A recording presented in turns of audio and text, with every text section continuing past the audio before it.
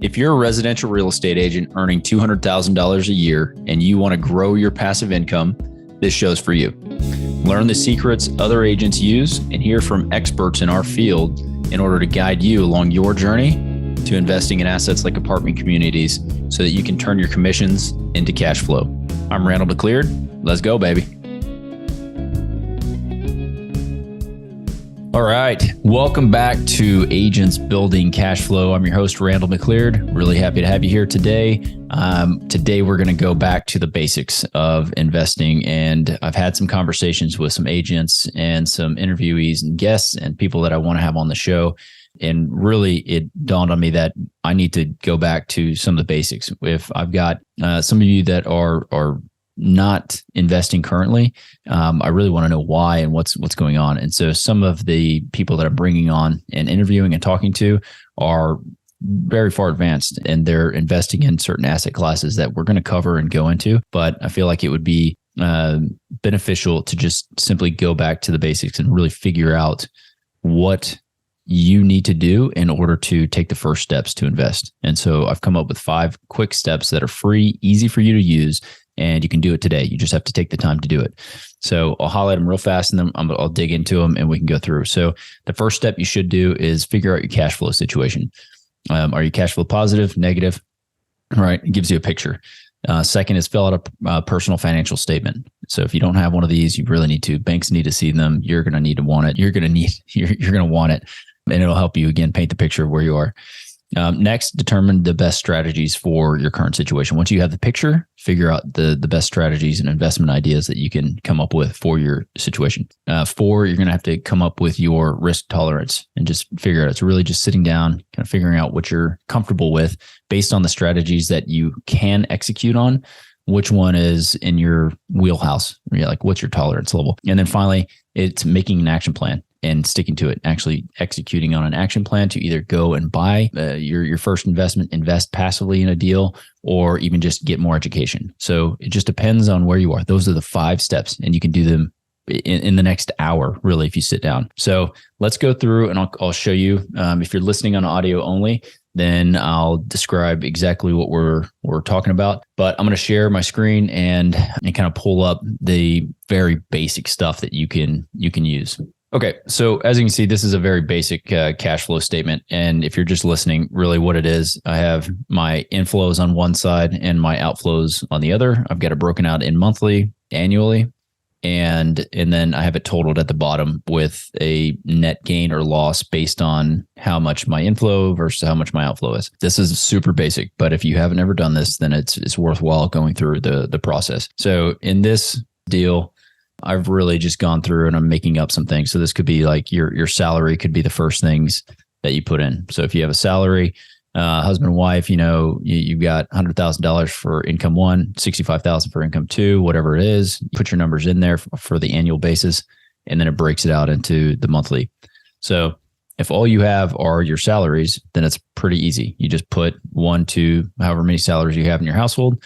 At $165,000, it's $13,750 per year or per month, that you would have coming into the house. And I'm assuming that this is net of, taxes and liabilities, all that stuff. And then on the outflow side, I've got a bunch of stuff. I've got, maybe this is your mortgage. You've got taxes maybe on the property. I already filled in some numbers. Yeah. So what I did is I just pre-filled a number of these slots and just kind of made up expenses to the tune of about $15,000 for that's on a monthly basis. So I think in here I came in, this is maybe like student tuition, stuff like that. And so whatever it was, I came down, I also put in vacation, $6,000 per year for vacations. And that stuff, if you want to have it, you should put it in here so that you know how much you're actually going to need. So some of these things you may put as would be nice to haves, and you can take them out. So right here, the nice to haves are $6,000 for vacation, $12,000, so $1,000 a month to savings, $20,000 per year to retirement, and $50,000 per year goes to investments, right? So if I take all of those out, then my cash flows would look pretty good. But right now I have them all in, and my outflow is almost $16,000 per year. My inflow is only $13,700, so I have a net loss of around $2,000 per month that I lose. So obviously I need to get rid of some of this stuff. So again, you go through this process, you'll figure out where you are, you'll figure out your current situation. And then what I would recommend is you have your nice to have situation, like where you want to be, how your ideal life is. If you want to have 5 houses, then you need to take care of the mortgages and put them all into this statement. So then you say, this is how much money I need to be making actively and passively in order for me to live the life that I want to live. Okay. So that's step number 1. Again, getting to your number and actually knowing what your number is. So let me delete all those. So right now, if we were making $165,000 a year and my outflows are, let me total this up, and my outflows are $100,000 per year, then I've got about $5,400 per month in excess that I have to either invest or to save or to do something with, right? So that's the number that you're looking for. And if you are trying to replace your outflows with passive income, then this also will give you a very clear indication as to how much money you need to be making. So right now, based on the numbers I made up, I need to be making $8,300 per month passively in order to retire and not have to work anymore. So that's also a very cool number to know. So again, that's that document. All right. So the next step is filling out your personal financial statement. And I'm linking all of this stuff in the show notes. You can check it out. Go to the site, download all the documents, and you can fill all these things out. I'll get to that in just a minute. But a PFS, personal financial statement, is going to tell you all your assets, all your liabilities, and it's going to drive down to your so your PFS, your personal financial statement, is going to list all your assets, all your liabilities, and it's going to drill down to your net worth. Okay. So when you are looking at investments of all sorts, right? If we focus on multifamily or real estate in general, if you're going to get a bank loan, a bank is going to want to see your PFS, your personal financial statement. So just going through the process of creating one and having it ready and updating it over time while you're looking at investments is something you need to be working on. Again, free, super easy to create and have on hand, and it gives you information you need for the next steps. So again, if you're just listening to this, then really it gives you cells for against an Excel spreadsheet. So to give you cells for all your personal information, your co-borrower, if you have a wife or spouse or anybody that's going to be co-borrowing with you, fill out their information, Social Security and all that. And then it gets down into the actual financial profile. Again, it lists out assets, so cash on hand, securities that you may own in the stock market, unlisted securities, which could be investments in private offerings, and notes that you have receivable, all kinds of different things. So it breaks out businesses, and then it gives you space further down to really list out. And if you own a lot of real estate, there's a schedule of real estate owned that you fill out that feeds into this document as well. So all that stuff will be available. So again, you have on the left side, you got all your assets. Right side, you have all your liabilities. And I've just made up a bunch of numbers in here. Total assets for this person is 5.1 million, and total liabilities, they've been paying cash for everything and really been diligent and paying things off. Total liabilities is just $163,000. So total net worth is $4.9 million. Okay. So then when you're filling these things out for banks specifically, they ask you a number of questions. Are you a guarantor? Are you married? All these things. So you fill all those things out. It's not necessary if you're not submitting this to a bank, but if you're going to use it for a bank, then you definitely want to use it. Let's see. So again, then when you get lower down in the form, you have your asset schedules. So you're going to break out how much cash you have in the bank and which banks they're at and what kind of accounts they are. Stocks. Who is the stock? What is it? Apple? Is it Tesla? Like what's the stock? Mortgages receivable.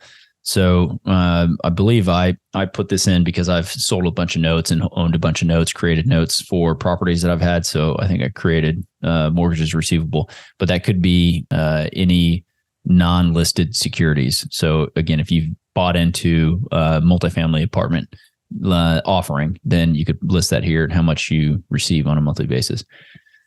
So again, filling this information out gives you the basis of your cash flows along with your asset liability net worth, so that then you can put it together and really come to a determination of the different options that you have. So that's number 3. The reason you need to know where your cash flow situation is. One, it's for you can't really make any goals. You can't set goals necessarily if you don't know where you are. You can't really get somewhere if you don't know your current situation. If you are, $500,000 in debt and you have no job, then you're in a much different situation than somebody who has been working for a long time. They have money in the bank. They have a number of assets. They can obviously execute on different types of opportunities. So what's important, again, figure this side of it out, and then determine really the next action items that you have. All right. So we've gone through the first 2 steps, cash flow statement and your personal financial statement. So the next step is to figure out what type of investment opportunities you either qualify for or you are able to execute on in the easiest way possible. And so this may be somewhat difficult if you don't know all the options and opportunities that are out there or available. So I'm going to highlight a few, and then from there, I think it's really a matter of doing a little bit of education.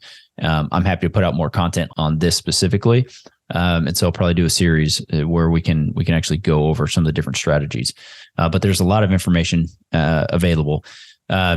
So let's say that you have a little bit of cash in the bank, and you have some time, right? That could be one setup, and meaning you have a job, but you're able to manage a project. You may want to get into the remodel business, right? Where you are able to hire a general contractor. You use a little bit of your cash to purchase the property, but maybe you get a hard money loan, and so they pay for the majority of the purchase. You take your cash and you finance the rehab on the building, and then you turn around, flip that thing, and you cash out, pay off the hard money loan, and you take your money. That strategy is really good for cash today, right? You just have to buy it right. And so that's one strategy to build up capital reserves or capital, right? Another strategy is a BRRRR model. You take that same property, and instead of selling it at the end, you're going to buy, rent, or buy, refinance, buy, remodel, refinance, and then rent. BRRRR. Okay, lots of R's. And so you take that same capital that you had and you flip that property, but you refinance it and you try to get to where you're like 80% loan to value once you have fully remodeled the property. There's a number of reasons to do that. One, you have equity built up in the property. You're able to refinance and pull all your cash out, so you have no money out of pocket after you've done the remodel. And then you're skipping like private mortgage insurance, which is PMI, which kills some cash flow whenever you're renting properties out.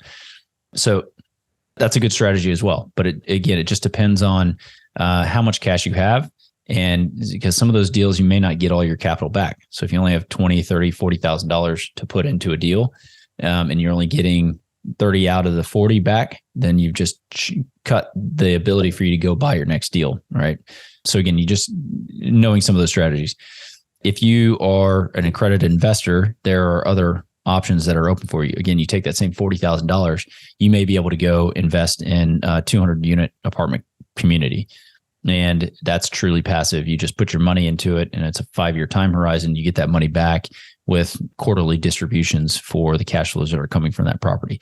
So that there are a lot of different strategies, and I'm going to bring more guests on the show that are venture capitalists, guests who are looking at green, like hydrogen investing, all kinds of different strategies and alternative investments that you may not be aware of that you can invest in as well through funds or other means. And the idea is finding one that is suitable, that you qualify for, and that fits your current profile. Okay. So again, that's number 3, the third step. Probably would take some time for you to go through and learn all the different strategies. I guess on the same vein, let me continue on that. You can go and buy houses. This is a strategy that I used to use. I would buy a house for, say, $80,000.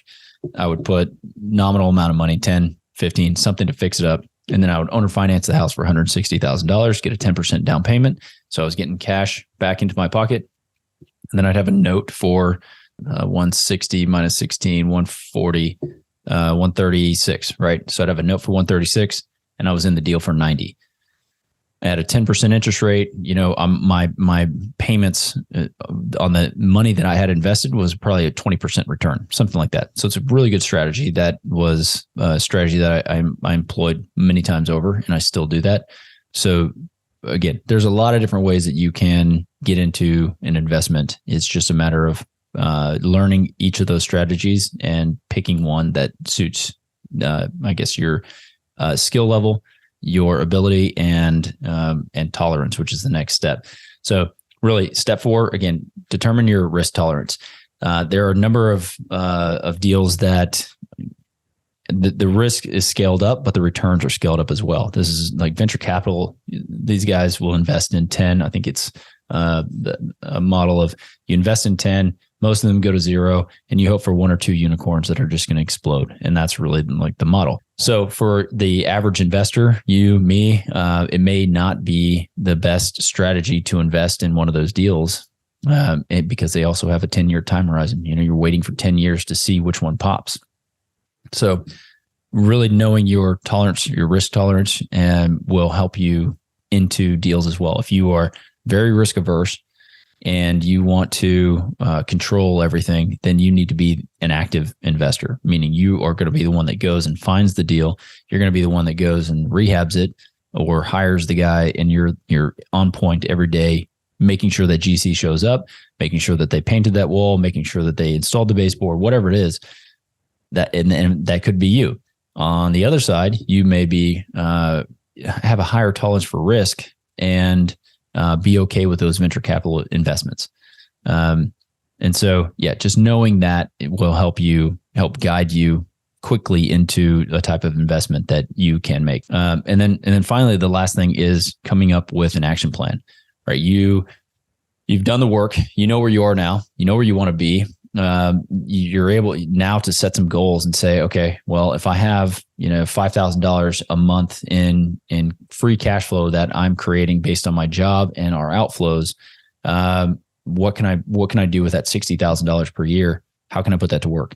How much do we need to put into savings? And then how much is left over to invest? And so making the action plan and saying, well, we're going to put away, let's put away $30,000 in savings. The rest we're going to invest. That gives you a very clear number of how many dollars you can invest and how. And so what I would like to do, I would like to create a system and offer this up. It's a little bit unconventional, but I think what would be helpful is if, podcast is new. If I can get anybody that is, no, cut that out. Let's see. All right. I'm going to do something special, right? So I want to be able to offer some help and assistance to anybody who goes into Apple and reviews the show. Okay. Doesn't have to be 5-star reviewed, just honest feedback, honest assessment of the show. And anybody who does that and gives a review, if you snap a picture of it and you throw it up on our Facebook page, just saying, hey, I did this, then I'm going to go in, I'll message you, and we'll set a time for you to come on a quick call with me, and we'll go through your PFS, we'll go through your cash flow statement, and then I can give you some ideas and pointers on what type of investment strategy may best suit you. So if you want to take me up on that, just follow those instructions, relatively straightforward. Again, just leave a review on Apple, take a picture of it, send it to the post it on our Facebook page, and then we'll reach out to you and we'll set a time that we can actually go over your statement. In addition to that, what you need to do before that call is go to the website, download the documents. You need to get the PFS, you need to get the cash flow statement, and fill those things out. Have that done prior to us jumping on a call, and then we can go through it, because I would love to talk to as many people as I can and gauge where you are in your investment cycle, because it will help me put out better content for you to listen to and consume. So let's do that. I think that'll be really cool. hopefully that was helpful. And I want to go through again and do more, entry level sort of investment. I was talking to a realtor buddy of mine last night, played volleyball together. And I was asking him, like, have you invested? Have you been doing anything? He said, no. And just started asking me questions. And so for me, I think it's very helpful to have new people come on the show and talk to them and just have them have a question answer. So we're going to do some of that as well. I also had a real estate investor, another buddy at volleyball, that he's not an agent, but he's been working for an apartment complex for a while. And so same thing, he had a bunch of questions. Where should I start? What should I do? And so having them on and having those types of questions, we can do some question answer interviews where I get interviewed. So we'll do that. All right, guys, thanks again for joining me today. And again, go check out all those documents. Make sure you smash that subscribe button and stay tuned for the next episode. Catch you next time. Did you know that 80% of the agents we speak with got into real estate in order to gain passive income so they could obtain financial freedom and become work optional? If you want to stay up to date, the best way is to make sure you're subscribed. So if you haven't done that, go ahead and do it now. We'll catch you on the next episode.